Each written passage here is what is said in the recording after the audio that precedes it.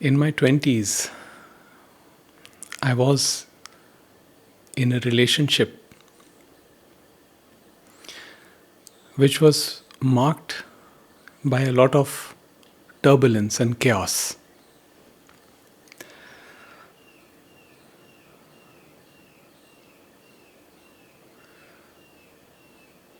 At that time, I didn't have the self knowledge or the spiritual foundation that I gained later on. So I thought, as I had seen in the movies, that if you keep giving, eventually they will change. And I kept giving without receiving much back. So, what happened was this: there was this constant push and pull dynamic that took place in this relationship with this woman. One day she would be happy, excited, loving, caring. The next day she would be exactly the opposite, which confused me. This relationship was marked by a lot of inconsistency. Sometimes I would feel loved, other times I would feel abandoned. And it played into my fear of into my fear of abandonment. And it brought out a lot of anxiousness. So, whenever she would pull away, I would try to get even more close. I would try to figure out, what went wrong? How can I fix this? I would seek knowledge about it. What am I doing wrong here? What needs to be fixed? Then I would try more, which would push her back even more. So, there were good days, and then there were horribly bad days. And this continued for about 2 years.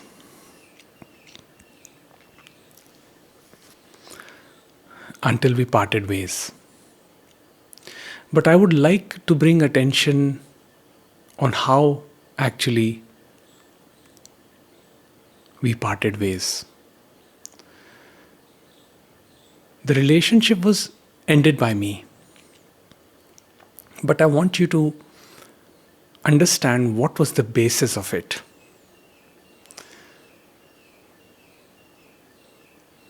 The basis of it was peace. Choosing peace over chaos. But to arrive at that rationally, to really understand what peace means, I had to get over my conditioning of who was right or wrong in this relationship.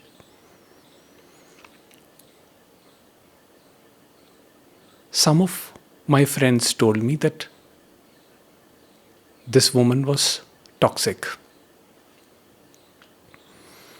We casually throw around this word toxic. But I had to investigate, because I'm sure some of her friends told that I am toxic, that I was toxic. And I knew that to get out of this conundrum, to get out of the mind, this incessant thinking mind of what is right and wrong, I had to go past all this noise that was creating this confusion, this conflict in the first place. So at some point, I had to accept that this person is designed in this way, this mind-body organism, the person that I was in relationship with, is designed in this way where certain triggers prompted her to act in disruptive ways. And it was her conditioning that she would not share with me what was wrong. So I had to keep guessing. And then it was my conditioning where I had this compulsive need to fix this problem. So it was my own restlessness which kept me looking for solutions to fix this, to make her love me more. And as I was in this chase of trying to get validation from her, what I noticed was that I was moving away from my own peace. So at one point, this insight came. And the insight was that till I do not accept this dynamic, this relationship, and what it is bringing out, without putting blame on the other person or myself, I'm never going to go beyond it. I'm just going to stay with the resentment. Until I stay with the resentment, there is no possibility of peace for me. Even if that person is not in my life. If the resentment is there, there is no possibility of peace. So, the decision happened. One day, I decided to just cut off all contact from her, which seemed brutal at that point, but I think it was for the best. I wasn't concerned with whether this is the right decision or wrong, or who is toxic, who is non-toxic, whose fault is it. These questions were not at all playing in my mind. The only thing that was playing in my mind is that this dynamic, which has been going on for 2 years, is disrupting my peace.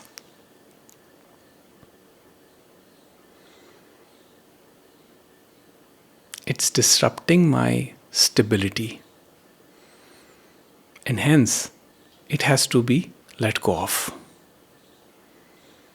So you see, the decision became effortless for me. It was clear that there's nothing I can do to change this person, and there's nothing I can do to change my own programming.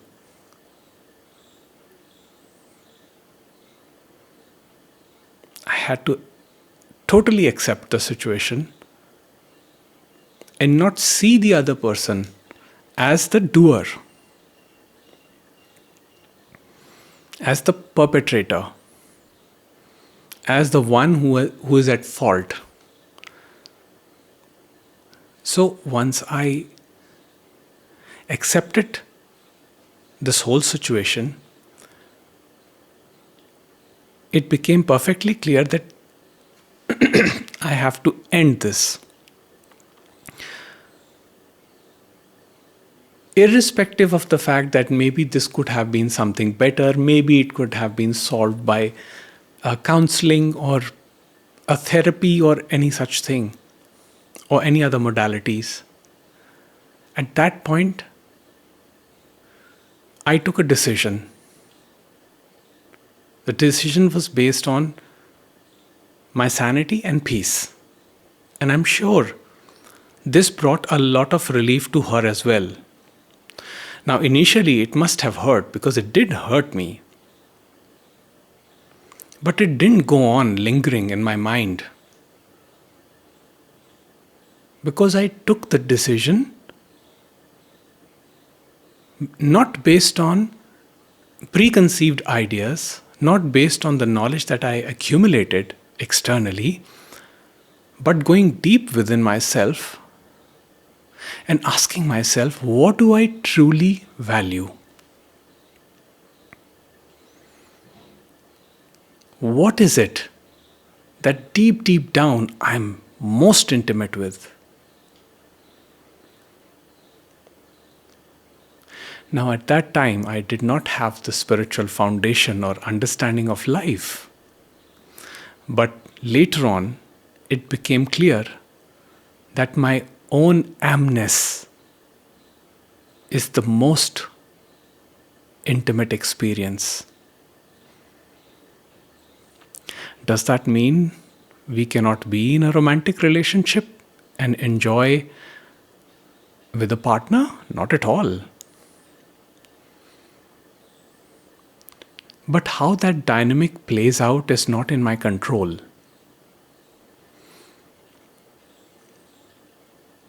We think it is the other person who's doing things, but it is not that the person does things through their own volition. There are forces acting on an individual that make them do what they do. Some of these forces are unconscious and they're very powerful.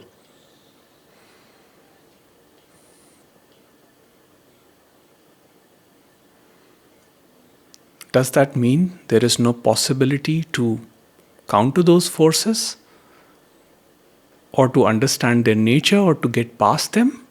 Of course not. There is always that choice. But will the other person make that choice is not in my control. Will the other person understand what is going on and see the situation the way it is happening right now is not in my control. I can try my level best to change them, to fix them, to do everything in my power so that they become what I envision them to be in future. In other words, I'm in love with the potential. I'm not in love with the reality. Because the reality is dull, boring, brutal. And the reality is that this person was always like this.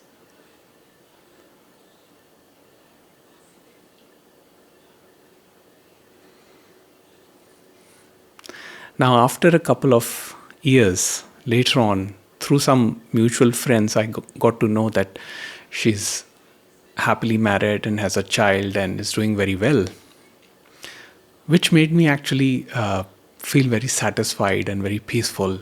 And I felt very good for her.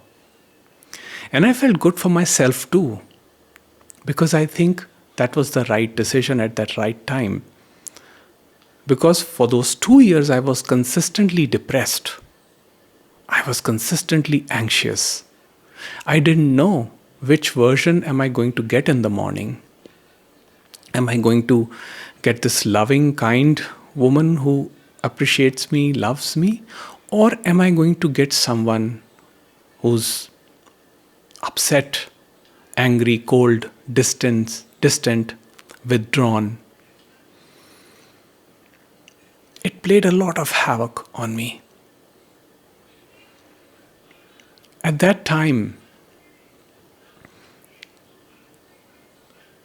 this relationship jolted me so much that I was afraid to get into another relationship. But it happened. Life happened. Things moved on. And I had a couple of similar experiences later on as well. But now I had this knowledge that it's got nothing to do with me. There's nothing in my power that I can change there. Neither am I too powerful to change myself. I can certainly try. But the insight comes when I rest in my peace, in my most intimate experience of amness. Because what emanates from that peace is not anxiousness.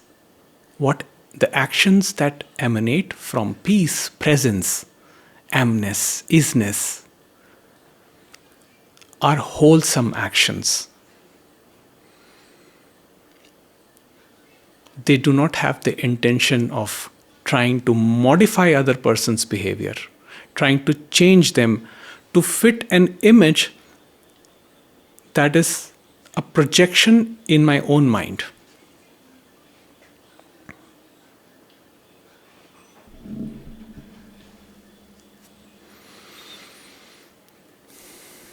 To be in love with an image is to embrace suffering, to see the image for what it is and embrace reality. What is peace.